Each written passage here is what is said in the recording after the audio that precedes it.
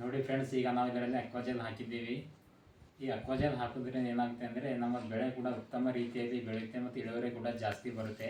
ನಾವು ಹಾಕಿರೋ ಗೊಬ್ಬರ ಕೂಡ ನೀರಿನ ಜೊತೆ ಹರ್ಕೊಂಡು ಹೋಗೋದಲ್ಲ ಮತ್ತು ಇದರಿಂದ ಮಣ್ಣಿನ ಸವೆತ ಕೂಡ ಆಗೋದಿಲ್ಲ. ಯಾಕಂದರೆ ಜಾಸ್ತಿ ಮಳೆ ಬಿತ್ತು ಅಂದರೆ ಮಣ್ಣು ಏನಂದ್ರೆ ನೀರಿನ ಗಂಟ ಹರ್ಕೊಂಡು ಹೋಗುತ್ತೆ ಮತ್ತು ಇದರಿಂದ ಮಣ್ಣು ಕೂಡ ಫಲವತ್ತತೆ ಆಗುತ್ತೆ. ಮಣ್ಣಿನ pH ವ್ಯಾಲ್ಯೂ ಜಾಸ್ತಿಯಾಗಿ ಬೆಳೆಯನ್ನು ಉತ್ತಮ ರೀತಿಯಲ್ಲಿ ಬೆಳವಣಿಗೆ ಆಗುವಂತೆ ಸಹಾಯ ಮಾಡುತ್ತೆ.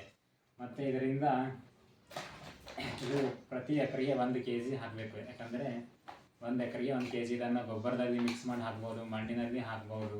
ಯಾಕಂದರೆ ಇದು ಮಣ್ಣಿನ ಮೇಲೆ ಹಾಕೋ ಹಾಗಿಲ್ಲ. ಮಣ್ಣಿನ ಮೇಲೆ ಹಾಕಿದರೆ ಇದನ್ನು ಮಣ್ಣಿನ ಮೇಲೆ ಐಸ್ ಆಗುತ್ತೆ, ಇದು ಯೂಸ್ ಆಗೋದಿಲ್ಲ.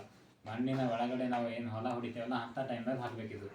ಅಂದಾಗ ಇದು ಈ ರೀತಿ ಕೆಲಸ ಮಾಡುತ್ತೆ. ನಾವು ಮಣ್ಣಿನಲ್ಲಿ ಹಾಕಿದ್ದಾಗ ಈ ರೀತಿ ನೀರನ್ನು ಸೇವ್ ಮಾಡುತ್ತೆ ಮತ್ತು ಬೆಳೆ ಕೂಡ ಉತ್ತಮ ರೀತಿಯಲ್ಲಿ ಬರಲು ಇದು ಪ್ರಾಡಕ್ಟ್ ಸಹಾಯ ಮಾಡುತ್ತೆ. Thank you. ಸೊ ಫ್ರೆಂಡ್ಸ್, ಇದನ್ನು ತಾವು ಈ ವಿಡಿಯೋ ನೋಡೋರೆಲ್ಲ ಈ ಪ್ರಾಡಕ್ಟನ್ನು ಯೂಸ್ ಮಾಡಬೇಕು ತಮ್ಮ ಹೊಲಗಳಲ್ಲಿ ಅಂತ ನನ್ನ ಅನಿಸಿಕೆ. Thank you.